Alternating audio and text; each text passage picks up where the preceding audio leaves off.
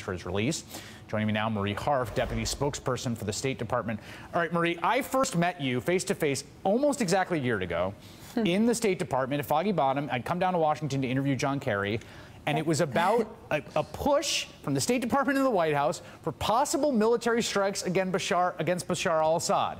Here we are 1 year later, and it looks like the groundwork is being laid for possible airstrikes against a group that is fighting Bashar al-Assad. How are American people supposed to make sense of this?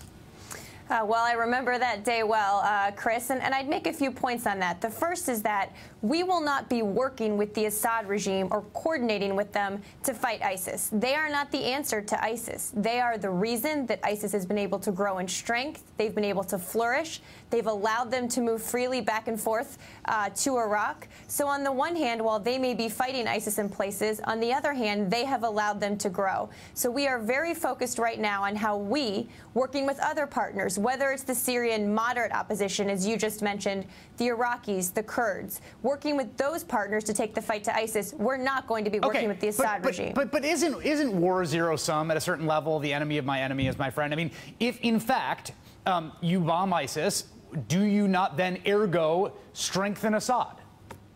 Well, unfortunately, nothing in Syria is as simplistic as that. And from your reporting that you just did, I think that's very clear. We have been clear that we will take the fight to ISIS and do whatever we can, regardless of geographical boundaries, to protect Americans. But we've also been clear that Assad has lost all legitimacy to lead. You look, 190,000 people dead. That's why we've increased our support to the moderate opposition, because they are fighting a war basically on three fronts: against the regime, against ISIS, and against Nusra. It's a really tough challenge. Okay, the AP just